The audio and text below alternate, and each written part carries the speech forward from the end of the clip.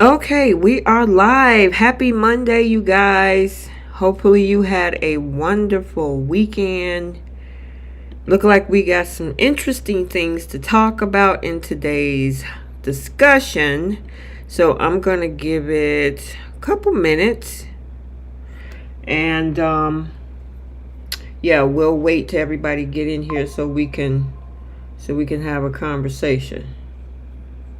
Alrighty.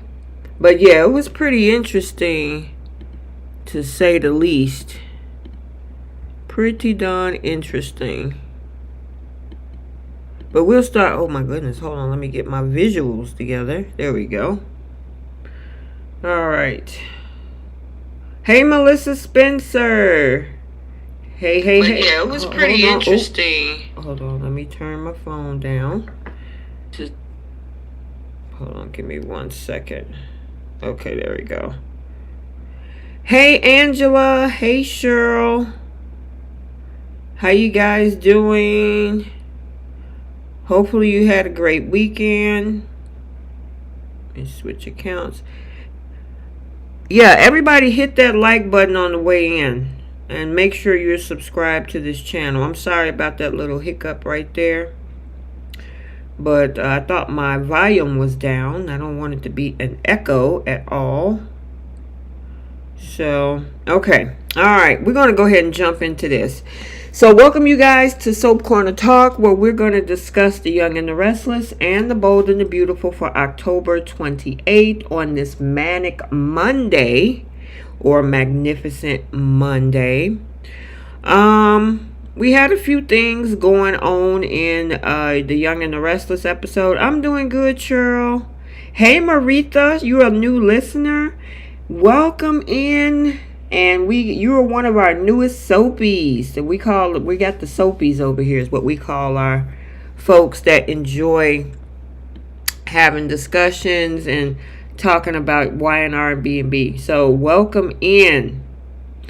Alright, so we had a few things on Y&R today. We had the situation where we had, what's her name? Tracy.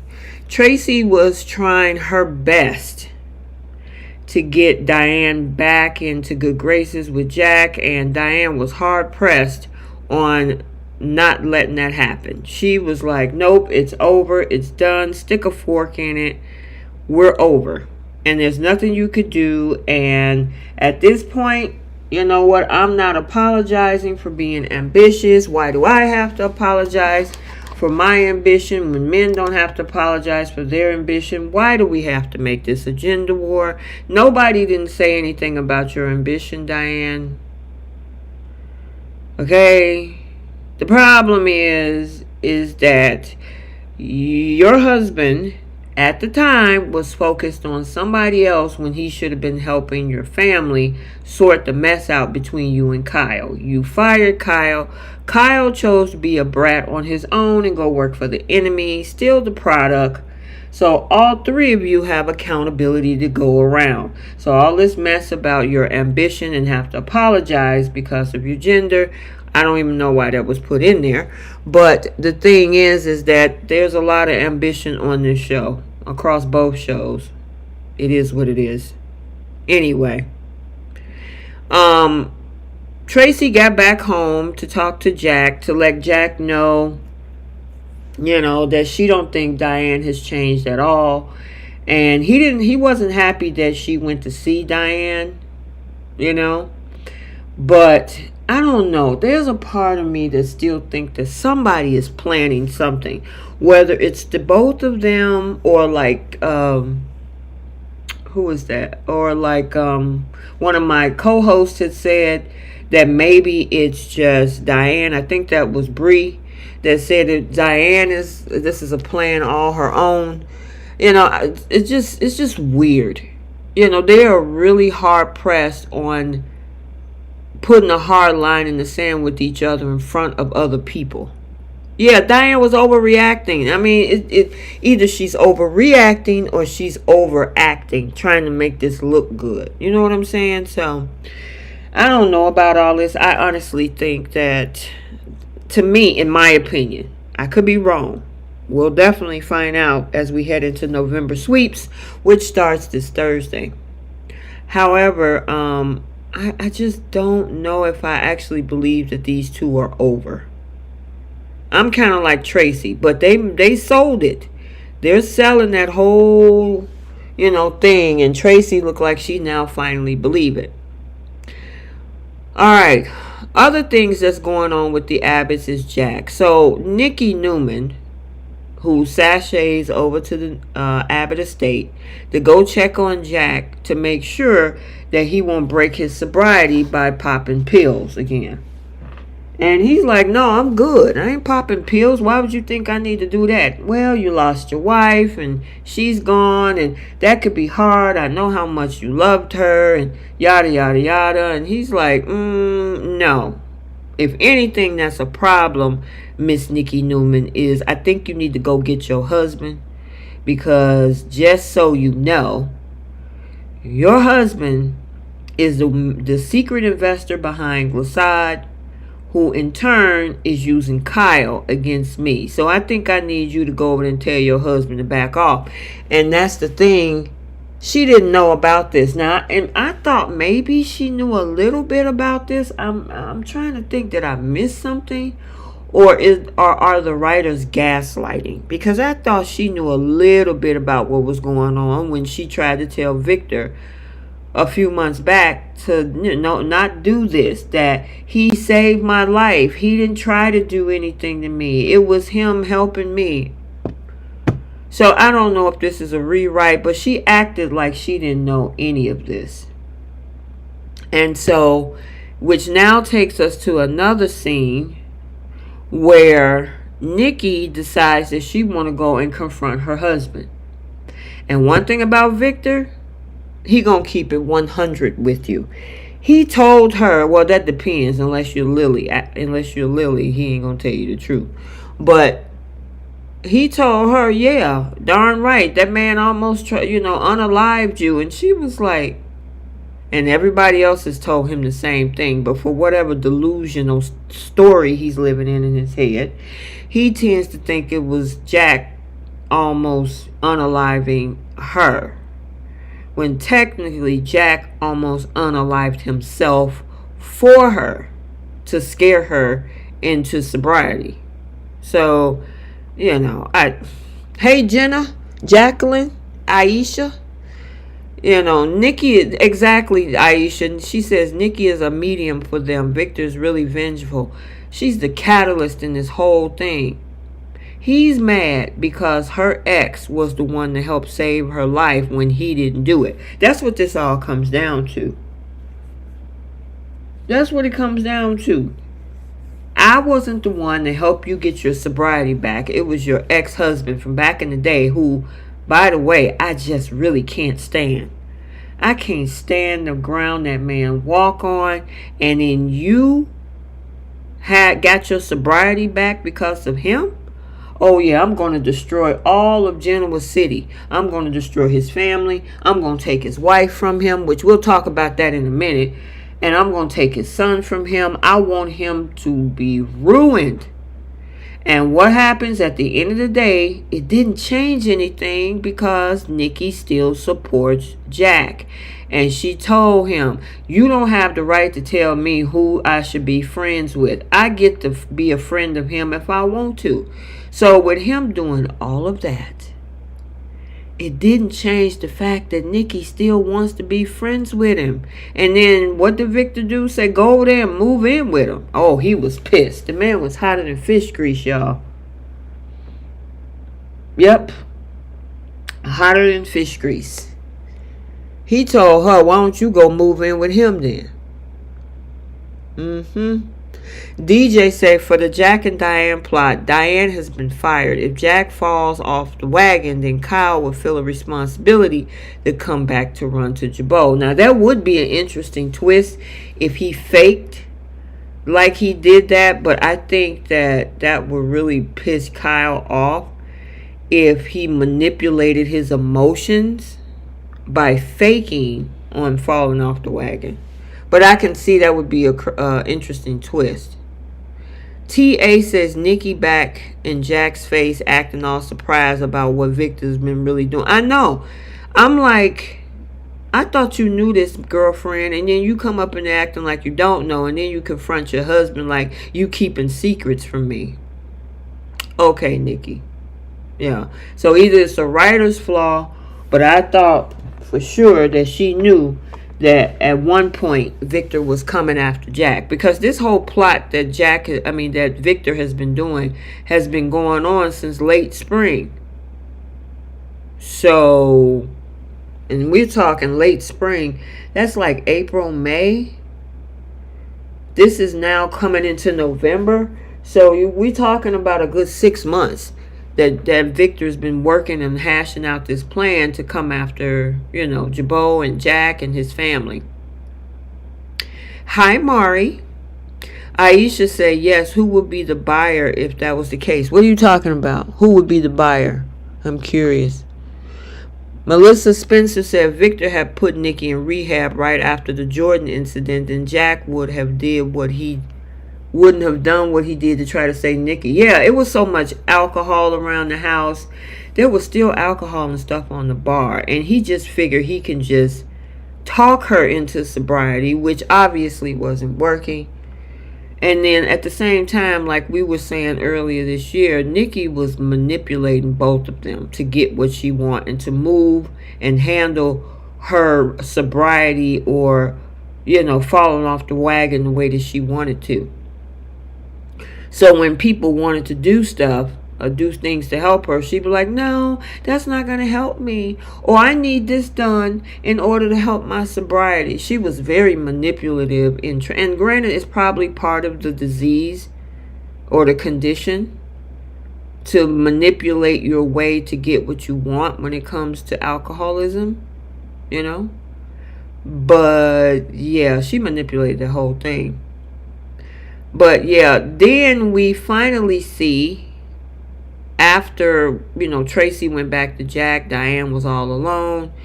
Guess who calls Diane? Victor Newman. Because now he's pissed off at Nikki because she supports Jack.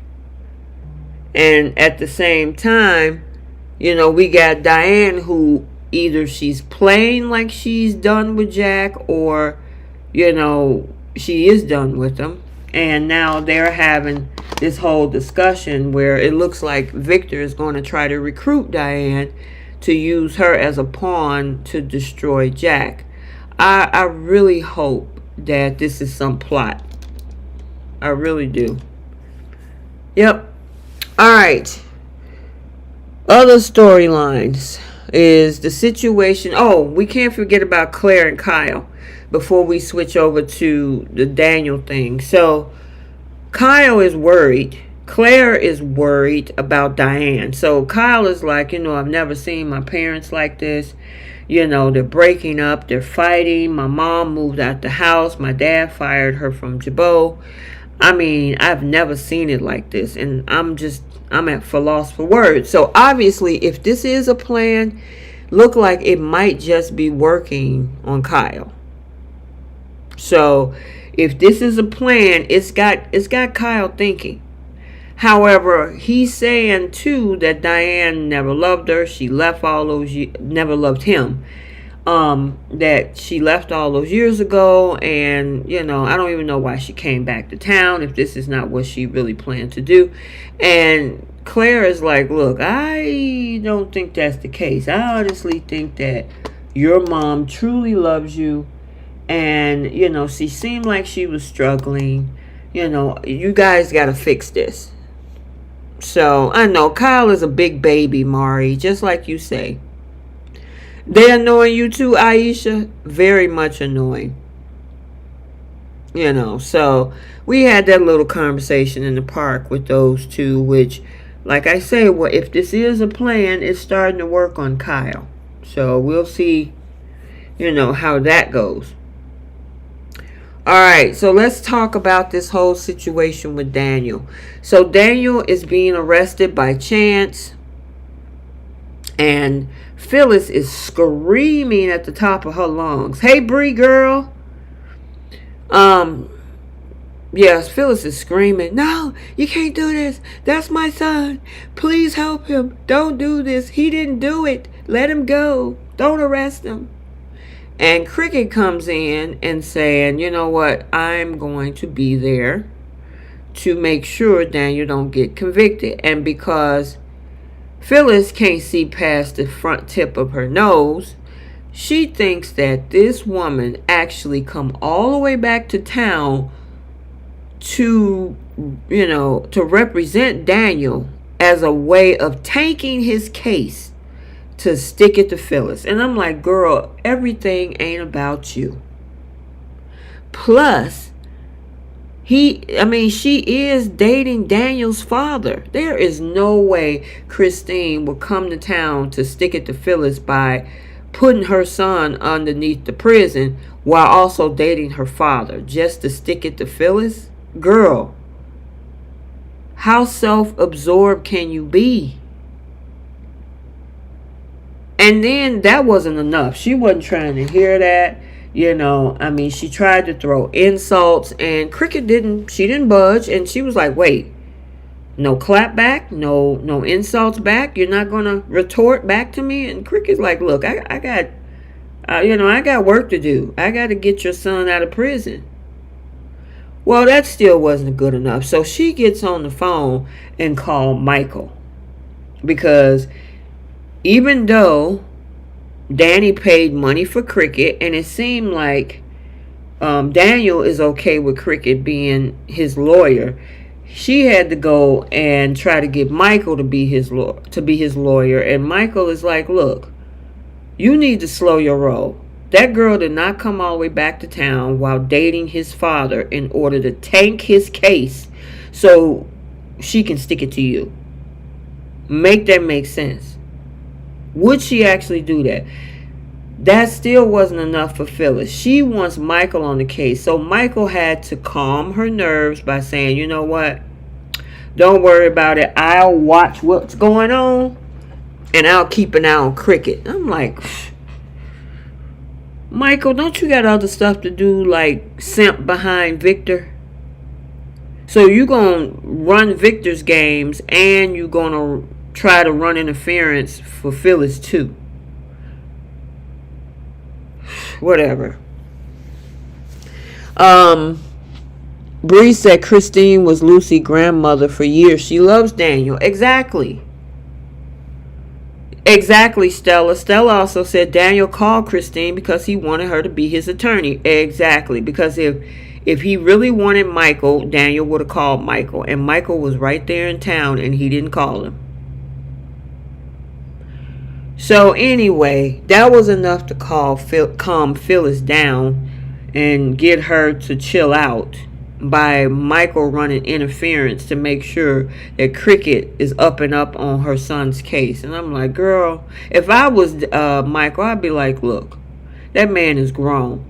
Your son asked for Cricket to represent him. You're going to have to let that be. She ain't worried about you. This ain't about you right now. Bree said, I actually hope Michael helps with Daniel's case, but this is Michael's specialty. I mean, it is. He's a defense attorney, but he wasn't hired. I guess he can look and try to, tiptoe around and see what's going on. But, and Michael, and Michael said that was Daniel's choice. Exactly, Mari. So Warner said, I wouldn't pay Phyllis no mind. Still have Cricket to help him, period. Phyllis needs to sit this one out. That's right, TA, about this attorney business. Yeah, she needs to take a seat right now. Just chill out, girlfriend. Then she drops another bombshell, which she thinks Sharon is the person behind Heather's unaliving. And of course, Michael was like, oh, come on. At first, Cricket, now you're switching on the opposite side with your other enemy, Sharon. Get a grip. Now, what was interesting is when Phyllis told him that, she was the last one to see Heather before she, was gone. And what else she say? And he was like, well, what vendetta would she have against Daniel?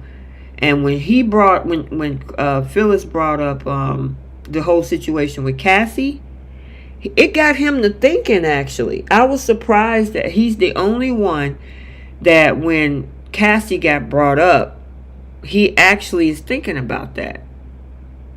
So I'm wondering if he's going to pass some, conversation over to Christine about maybe you should look into that, because being that she was the last one to seen her alive and they had this issue with Cassie and the accident, maybe, just maybe, this would be a situation where you might want to consider Sharon. Oh, yeah, that's a good point, Jacqueline. She said Michael can't represent Daniel because he probably is going to have to represent Sharon. That is possible. Aisha said it's too much. She should grow up. I'm glad Cricket didn't answer back. She has to gather facts and proof to get Daniel off, not based on speculation. Exactly. Hey, Sandra. Yeah, oh, my goodness. It's 97 people in the chat. And we only have 32 likes. Hit the like button, you guys. So, yeah, it was a very interesting episode. I guess we have to see what happens next for Tuesday. And, Phyllis needs to chill out. It's like, girl, let them figure this out. Being argumentative and confrontational is not going to help your situation.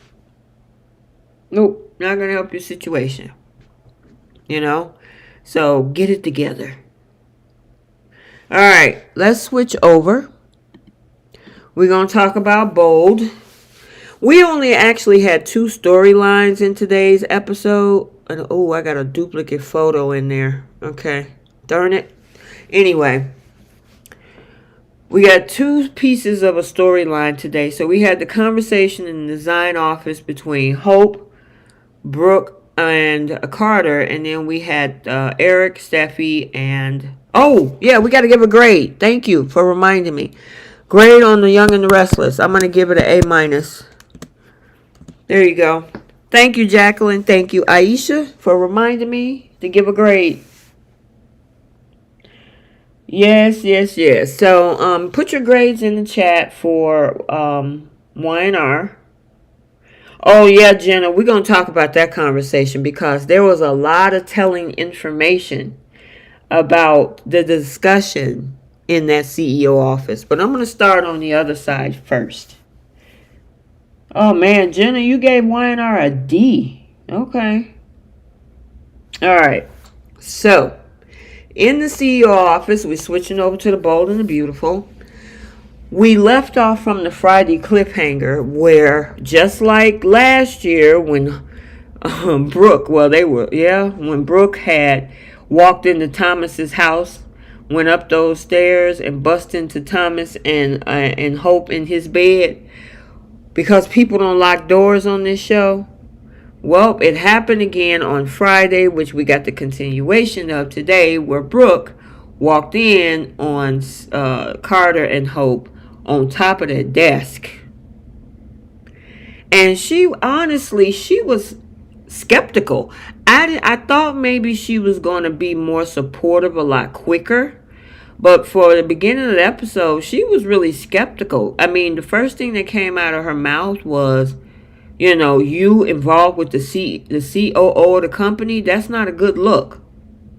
Now, it sounds a little hypocritical, Brooke, but I get it, because it is a little hypocritical on your part. I mean, you're currently with one of the CEOs, and you used to be in a relationship with the founder.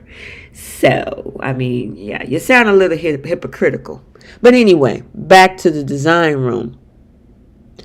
Bree, listen. They should be grateful that it was Brooke instead of Steffy. Could you imagine if Brooke didn't come in there? Now, remember, Steffy came in there later in the episode. But they would have locked the door because... we're going to talk about that. Let me back up a little bit. Did you guys notice that when we came back to this scene and she told him to lock the door, she pulled him back down to kiss him even more. So I'm like, wait a minute. Maybe if you had to let the man go run and lock the door, he would have did it. But she said, wait, go lock the door. And then she pulled him back down to her face to kiss him even more. So I'm like, are you sure you wanted to lock the door? Did y'all see that? I don't know if y'all missed that. I was like, wait, hold on. You just told him to go lock the door, but you pulled him back down on top of you to keep kissing him even further. Yeah, Mari said, I think Hope wanted to get caught. DeJuan said the only reason he wants to help Hope's line because he wants to blow Hope's back out. Oh, you're so funny. Boy, I know when J Money started that term earlier this year or last year with the Thope thing, y'all been holding on to that statement. So TA, you saw that too. Jenna, you saw it. I'm like, you just told him to lock the door, but you pull him back down, and then here come Brooke. So anyway, let's move on from that part. So then she goes in. She's like, what are you doing? At first she was like, Carter, what's going on in here? And I'm like, well, I'm curious, because if it wasn't Hope, why are you questioning what Carter is doing in that room? I mean, his back was all open, chest all open. She knew after the fact when Hope came from around his back and looked at her. She was like, oh my God, Hope. So I'm thinking like, Brooke, so if it was Carter with somebody else, I mean, why wouldn't you be like, ooh, let me close the door, I'm sorry. No, you confront Carter for what? That was interesting. I just, I look at details. I thought that was a very interesting detail because she didn't know Hope was up underneath him until Hope peeked her head out. Gail said if they lock the door, Hope and Carter are shacking. You silly. Shacking up. Why does Hope need to be accountable to her mama about her sex life? That's a good question, Jenna. And then she brought up the fact, what will Steffy think about this? I mean, then she bring up Katie. Now, here's where, again, it's either a writer's flaw or a discrepancy. Because she's going in about Katie. Well, what about Katie? And why not Katie? And why are you still together? And I'm like, back up, girlfriend, because Katie just had a conversation at the Forrester estate with you, your sister Donna, and Eric about the fact that she had feelings at that time, and I'm guessing since the Poppy thing is over with, that, that's no longer an issue because she turned Bill down. But she had a whole conversation with her sisters and Eric over at the Forrester estate about her feelings for Bill. So now all of a sudden you worried about whether or not he still got feelings for Katie? That didn't make sense. Exactly, Sandra. This is the woman that slept with Katie's husband, and you worried about whether Katie is cheating on, whether Carter is cheating on Katie? Yeah, okay. But Katie just told y'all that at that time when Poppy was still in the picture, that she had feelings for Bill. What are you talking about? Whatever. And then she made it like, oh, but that's her aunt. And you're dating now her niece? And I'm like, Brooke, I know we're not going there, girlfriend. You want to go there? Do you really want to go there, Brooke? About Carter being with the auntie and the niece. When Hope's existence is based off of, let me think. Part of you sleeping with your daughter's husband. Can we have a moment of silence for that? You're going to sit up here and talk about whether or not it's okay for him to not date, was with Katie and now with her niece when you went with brothers, fathers, sons, your daughter's boyfriends and sons, your daughter's boyfriends and husbands. Thank you. You slept with your daughter's husband. That's how Hope is here. But you worried about Carter, Katie, and Hope. Really? Go take several seats with that one. So then we have a whole explanation. Exactly, Jenna. Jenna says that she stands around while they all get dressed. That's horrible. She did the same thing at Thomas's house. They were bucket naked. I'm trying not to say the word because I don't want to trigger anything. But they were bucket in the bed, right? And what she do? She stood there and watched both of them, including Thomas, all of them get dressed. You couldn't go downstairs. You couldn't wait outside. Put some clothes on, or else go behind. Tell them to go behind the little pull-out wall that they have, or something. Bree says the viewers were never told why Katie and Carter aren't together. They've been vague with the audience. Yeah, all we had was, oh yeah, we're just friends now. It didn't work out. Yeah, make sense. But all in all, that whole conversation was wrapped around the fact that Brooke was worried about Steffy, and I need to make sure your intentions are pure, and I'm like, that girl is grown with 2 kids. Now, one of them is adopted, but she got a kid with Liam. She got to be in her early 30s. And you talking about... And I get it. Parents could wonder about intentions. But, I'm like, girl, you got a lot of nerve to be sitting around here talking about folks' intentions. I mean, seriously. All in all, their conversation... she approved of it. Well, it's not that I disapprove, but I have my concerns, and I'm going to voice them, and I'm worried about how this is going to look, and why aren't y'all keeping it a secret? Why y'all not telling nobody? Well, they don't have to. How about that? I mean, they don't have to.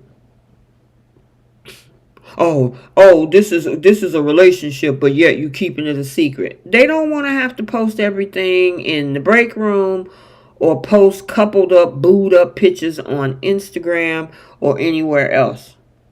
Now, granted, I still have some reservations about the connection because she briefly talked about the fact that, the attraction is mutual, but is she really into Carter like Carter is into her? I don't think so. That's my opinion. I don't think so. I don't think Hope is really into Carter like that. Because as I said before, when Carter made his intentions known the day that, Taylor crashed out in the studio with Ridge picking her up, Carter came upstairs. Right before that, she was still fantasizing about Finn. That should tell you something. Carter was never on her radar. The only reason that Carter got on her radar because he started giving her attention. And because ain't nobody else giving her attention right now, she's latching on to Carter. Now, as much as I was trying to see what type of chemistry, are they going to give us some romance on screen, I was open to that, But after seeing everything happen for the past, little while now, I don't think that she's into that man as much as he's into her. This man is about to go hard in the paint for her, almost putting money up, putting his job on the line, going against the data that he agreed with, which we'll talk about what happened in the conversation in the CEO office.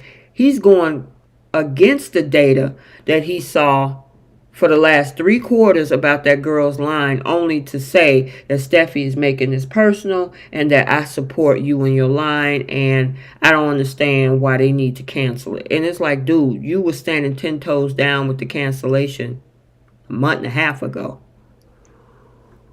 Yeah. So I don't understand any of that, but I do, because he's attracted to Hope, so of course he's going to do whatever is possible. But I just don't think the same energy is being reciprocated from Hope. She was fantasizing about Finn the same day he made his intention known. What does Sandra say? Sandra say she is using him. If Finn winked at her, she would try to jump his bones. Never mind if Thomas came back. Sandra, wait a minute, let me see. Hold on. Let me see if I got enough juice on my tablet, because I got to give you a round of applause for that one. Give me 1 second.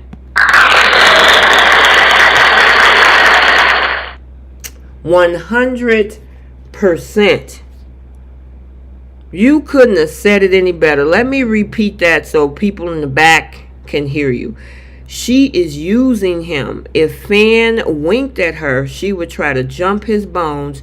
Never mind if Thomas came back. I'm going to give up. I mean, you couldn't have said that more perfectly. Honestly. That girl don't want him like that. And because of the fact that he's giving her all this attention, he's giving her words of affirmation, and he's trying to help save her life. That's all she needs.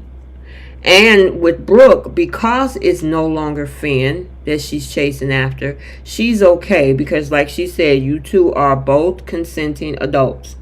So she's okay with it. I'm glad you do, Sandra. She said, I proudly accept the applause. That was a good statement. That was a good statement. Brenda said, I'm so worried about Carter because of the storyline. His job is at risk once Steffy finds out about this. It is. He's putting his job on the line for this girl. He's ready to throw money into business. He's talking through the Lulu Island. All that stuff was just out of this world. So before we come into the last part of the episode, when Steffy walks into the design room, we'll come back to that, because we got to talk about first the conversation between Steffy, Ridge, and Eric. And I love seeing Eric at work today. We normally see him at home or up underneath Donna or something like that, but I like seeing him put his, it sounds like the old Eric that was from the original era of his vision and the design. And I gotta say, I kind of wish that Carter was a fly on that wall, and I'll tell you why.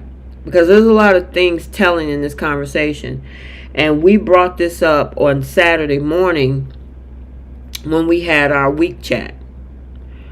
Carter needed to hear what they were saying. Key words in that entire conversation that Eric, Ridge, and Steffy had: this is our company. This is our creativity. This is our decision. We don't care what Carter thinks. We're going to do what we want to do. I was like, Carter, you're just an employee, my boy. You and, man, him and Lily and Carter, Lily from The Young and the Restless, are in the same boat. They acting like they got a stake in something, when in reality they are not part of the lineage and legacy of this company. And they said it: we are Foresters. Now granted, there's a little bit of obviously a caveat to that, because of the fact that Steffy and Ridge and the Maroney situation. But of course, we know Eric adopted Ridge, and all of the other biological Foresters, except for Ivy now, is no longer on the show. Okay? The other thing they brought up, besides Carter, they don't care what Carter thinks. Carter is an employee. Bring us the numbers. We want your attorney, your legal service, and things like that. But to come up in here and change our legacy, try to tell us what to do with our... I mean, man, Eric went in. Eric was like, he talking about alcohol? And Eric was like, oh, we not doing that. Did y'all hear Eric say, we ain't doing that? I was like, oh, this is bad, Carter. The Foresters are saying it with their whole chest. They don't care. They think he's a He got a good vision. I mean, we saw Ridge try to fight for him a little bit. You know, Ridge tried to fight for Carter a little bit, but they want to have autonomy over their company, and I don't blame them. That was the issue with what happened with Audra by bringing in an investor who now had taken over her company, and now she's out of a job. She don't have a company, she don't have a job, she don't have nothing. And that's what happens when you bring in other people who have a say-so. And I totally agree. If you don't have the money or the capital, then maybe that is not the right time for you to do that. Putting yourself in debt, asking other investors for money, it allows all these other people to come in and make decisions on your company. And because, like Eric and Ridge said, we're designers. I don't need some investor to come in here and say, well, I don't want you to draw this, or I don't want you to draw that, or I want my vision to be on here. And granted, as an investor, they have the right to say that. So they don't have the money. If they had the capital to do that, then maybe they could implement this and that and this and that. But it seemed like even the jury line is up in question. Because, and I couldn't, you know what? That was an excellent scene. So for all of the folks that want to talk about how, you know, this is something personal and, you know, they don't like what's going on with the Hope Line, they spoke business. They spoke business in that office. Yep. Jenna said it. Eric told us how he feel about his company, and it is all Forrester. I can't be mad at him. He's the founder. Before there was a Steffy, before Ridge came along, and obviously Stephanie's money, because I think it was Eric had the vision. Stephanie and the Douglas family had the money. So she put the money on the table and he put the vision on the table, and they created Forrester. So, even though these two are Maroney descendants or whatever, but Stephanie, that part of it, she put money on that table. And Eric came with the vision. Bree says, I'm wondering if they're writing Carter to lose his job and start a competitive fashion house. He knows the business model, how to get the funding, and the Forrester's blueprint too. I mean, that would be interesting if he became a competitor. That would be interesting. Oof. Yeah, they stood on business today. That's a business meeting. It wasn't any fluff. It wasn't feelings. It was facts. And I loved every minute of it. And even Eric told Steffi, you know what? I want to applaud you for being patient with the Hope for the Future line. She has been. If she wanted to cut that line when Thomas left, she could have cut that line back at the end of February. It is now going into November. We're in the fourth quarter of this year, and Steffi still gave her opportunity, along with Zenday, to do something with that line. So who's making it personal? Is it Steffi, or is it Hope and Brooke making it personal by projecting it? Now, listen, I have my issues with Steffi, so I don't want to go into this whole thing about, you're taking Steffi's side over Hope's side. I've always called out folks for their bad behavior. I did not like the fact that Steffi used her line, used Hope's line as a way to say, hey, you know what, you kissed my husband, you out. She saved the line in order to use it for leverage. I said that back in September. I did not like Steffi doing that. Stand on business. Don't be petty. But again, this is a soap.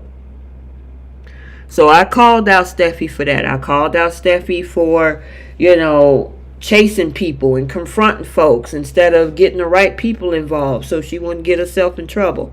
Well, I'm going to call out Hope on this. You've had a whole year almost to get your line together. Instead, you were chasing Steffi's husband. Now you're trying to figure things out at the 11th hour, and Carter throws you a lob, and you're trying to figure out how you're going to make a layup with this situation. And, yeah, it's probably going to blow up in your face. Bree said Hope doesn't care for her line. She's too busy being on her back. I mean, we talked about this on Saturday morning. We had a really good conversation. It was me, Jay, Bree, and Keisha was on the line. And we had really good dialogue about the difference of, the things that we saw going on with this situation. Hope is the face of the line. Thomas was the vision. When you take that vision away, it's like running a fashion line with being blind. There's no vision there. They don't know what the vision is. And it was Hope's job to sit down with Thomas over the past year or whatever and say, hey, give me the blueprint to what you see as my vision so we can kind of build on that. Then maybe if she kept that blueprint, now that Thomas is gone, they got something to build from. But no, she was so worried about, all this other stuff and not really solidifying what the true vision of her line really is. But they stood on business in that meeting. I absolutely loved seeing Eric there. John McCook did a very good scene in today's episode. Now, the whole thing about, hey, this is the Forrester thing, this is what Carter needs to hear. Carter needs to know where he's staying. And Hope is gassing him up, saying, you're the COO of this company. They should listen to you. No, they don't have to. Being the COO is a job position. He doesn't even have shares in the company. These two people in the top corner, if you look at the screen on the top right corner, there's a picture of both Steffy and Eric. These two people have the highest amount of shares in Forrester Creations. They both have 37.5% of the shares. Ridge, I think, have 12.5%, I think. And then Thomas have some shares, like 5%. Somebody know the breakdown. But I do know that Eric and Steffy are the two majority shareholders in the company. So Carter can talk. Hope can blow his head up. And I hate that for him, because, ain't nothing wrong with a good man with a vision and a purpose. You know what I mean? I just think that he needs to utilize that elsewhere, in my opinion. Okay, so he got 20%. Okay, thank you. So, yeah, Eric and Steffy has 37.5%. Ridge has 20%, and Thomas have 5%. They're the majority stakeholders in this company. They have the final say. So back in that office, so we might as well go back for the last scene before Steffy came in there. They sitting over there bad talking the Forresters. Oh, we don't have a voice in this company, and we don't do. Girl, then start your own company. If you don't like being up under the company that you work for, go somewhere else. Why are you bad-mouthing the shareholders and the founder of the company? One you got children with. One you're currently in a relationship with. You bad-mouthing them to both Carter and Hope, which is also their COO. Their COO, not your COO. Their COO. Okay? You bad-mouthing them, talking about how y'all feel undervalued in the company. Then go somewhere else.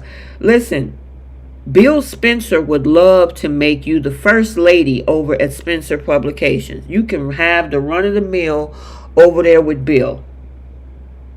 But you cannot bad talk the company that your kid's father, well, both of them are your kid's father, both Eric and Ridge. One of them you're currently in a relationship with. You bad talking them and talking about how y'all feel undervalued and we don't have anybody in our corner, and me and Katie and Hope, we've been trying, and Donna trying to figure out how not to make this a Forrester Logan war. They were just in that room last week with Will, telling him he's going to have to pick a side. Let's just stop the nonsense, okay? Bree said, I agree. Hope should go somewhere else. She's acting like she didn't make millions from her fashion line. Exactly. Carter made the first move. I think this is going too fast, but we'll see what happens so far. Gail said, that's what I said, T. Get your own fashion house, Hope. Yeah, you don't like it there? Go somewhere else. You feel undervalued there. Go somewhere else.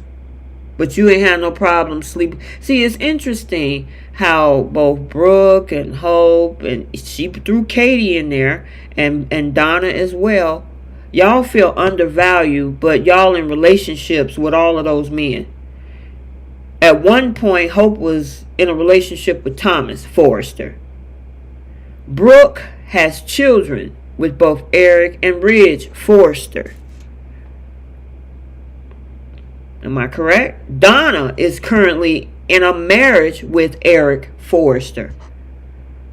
So, yeah. You're undervalued, or you just not getting what you want, Brooke. Things don't go the way you want them to. So now you feel undervalued. Get out of here with that. So Steffy walks in, and Steffy is like, oh, did I miss something? What's going on here? What did I walk into? And they was like, oh, we just talking work. Well, why did you say that, Hope? Because Steffy clapped back with, okay, since you're talking work, then tell me about it. Yeah, you put your foot in your mouth on that comment. Oh, we was just talking work. Okay, you talking about work? Okay. Talk about work with me too. So, yeah, and then, exactly, someone tell me, didn't Katie do Katie a favor? Well, didn't you mean Steffy? Yeah, Steffy did do her a favor by hiring her son as an internship when he don't even want to be there. He just want to be there to chase the girls. Steffy has been isolated for a very long time, which is why we were hoping would bring in her mom back. That would be good. And I would even like to see Steffy fix the relationship with Ivy and Electra, because Hope has Donna, she has her mother Brooke, she has Katie, she has RJ, her brother, she has Will, her cousin. That's 5 people alone. And then you might as well throw Ridge. Ridge gives her a little bit of support. Eric gives her a little bit of support. So that's 7 people compared to Steffy, who have a percentage of her father, but by the end of this week look like he's going to stand up for her, and she has her mom. Thomas is out of town. So I mean that's just my perception on all of that. But it's going to get ugly this week, y'all. I'm looking forward to it. Bree said, I wonder if the Forresters will fire Carter and get rid of Hope for the future. Then Brooke decided to quit. All 3 decided to create a Logan fashion house. Hey, I'll be okay with that. I'll be okay with that. Mari said, I think Ivy will find out that Carter is using her to distract Liam so he can have Hope. Ooh, that would be crazy. Sandra said it would be nice to see Steffy and Ivy and Electra as Forresters, not enemies. Yeah, and that would put people on her side, because they are Forresters. They are a different lineage of the Forresters, but they're still a Forrester. Why not make them part of the family? I wouldn't mind seeing Steffy have them and have her and Ivy work together. You know, absolutely. I would love to see them kind of fix that relationship. That's a good question, Jenna. Who would design for them if they got their own fashion house? What, they're going to take RJ with them? Because RJ is now all of a sudden a fashion designer. So maybe they take RJ with them. Yeah, so yeah, you guys, it was a good episode. I am going to give this episode an A. I absolutely enjoyed. Hold on, okay, there we go. I absolutely enjoyed the episode. I really loved the conversation in the CEO office where they were actually talking out the business versus making this thing personal. So, yeah, I'm looking forward to seeing how the week progress. Yes, I know I see a lot of you all giving it A's. There's one B. Myra gave it a B. DeJuan gave it a B. But I enjoyed this episode. I was glad to see Eric back in the office and bring back the original vision of the company. I really enjoyed that. So, Bree gave it a B minus. I can't wait to talk about it on Wednesday. Okay, girl. Belinda gave it a C. All right, you guys, we're going to end it right there. Make sure you like, comment, and subscribe. Turn on your notifications so you're notified every time a video is posted. I'm T from Soap Corner Talk.